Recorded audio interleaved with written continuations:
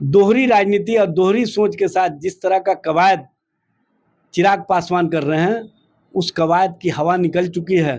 चिराग पासवान पिछले 15 वर्षों से जो बिहार और बिहार के अंदर राजनीति कर रहे थे, वो सिर्फ और सिर्फ लोगों के बीच अपने राजनीतिक वजूद के लिए कर रहे थे।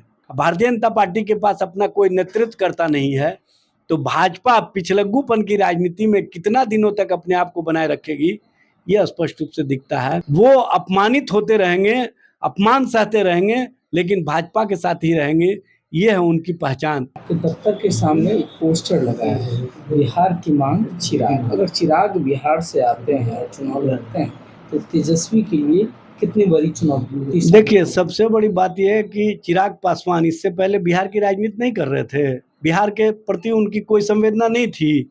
इसका मतलब है कि चिराग पासवान पिछले 15 वर्षों से जो बिहार और बिहार के अंदर राजनीति कर रहे थे, वो सिर्फ और सिर्फ लोगों के बीच अपने राजनीतिक वजूद के लिए कर रहे थे।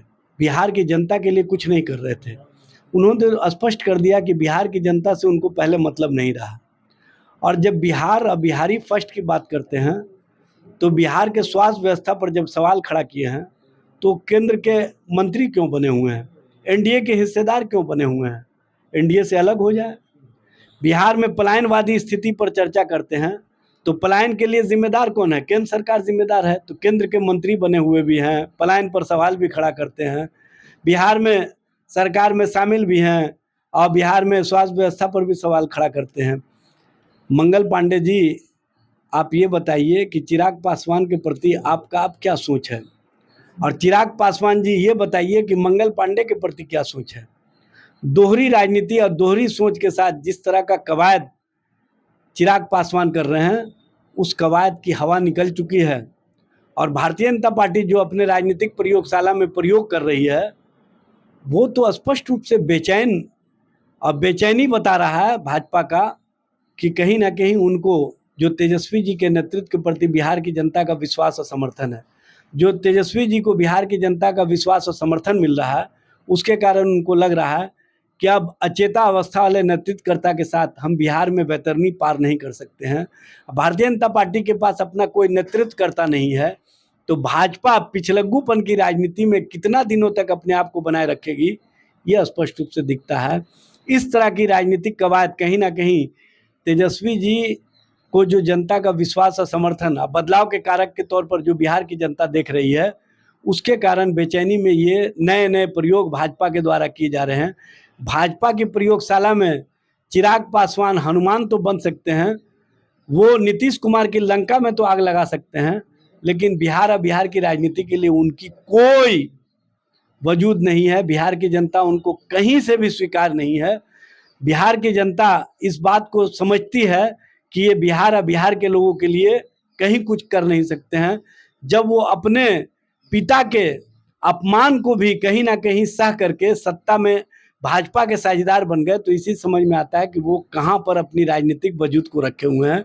वो अपमानित होते रहेंगे, अपमान सहते रहेंगे, लेकिन भाजपा के साथ ही रहेंगे। ये है उनकी पहचान। इसलिए भारतीय जनता पार्टी की जो कवायद है, उस कवायद में सभी लोग फेल हो जाएंगे।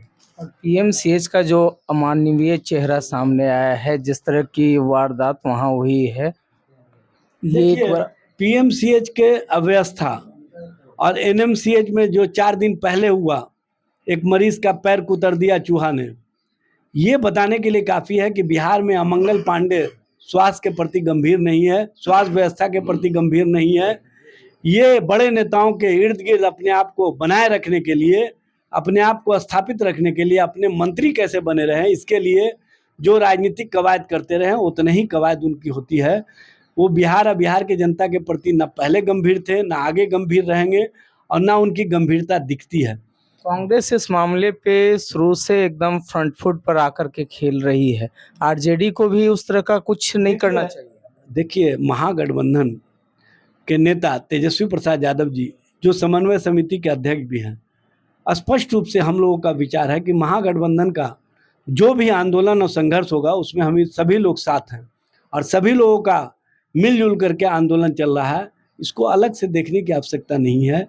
और हम पूरी मजबूती के साथ जनता और जनता के मुद्दे पर, जो मरीजों के साथ अन्यायपूर्ण व्यवहार हुए हैं उस मुद्दे पर, अमानवीय संवेदना के मुद्दे पर हम लोग सदन से लेकर के सड़क तक आंदोलन और संघर्ष को आगे बढ़ाएंगे।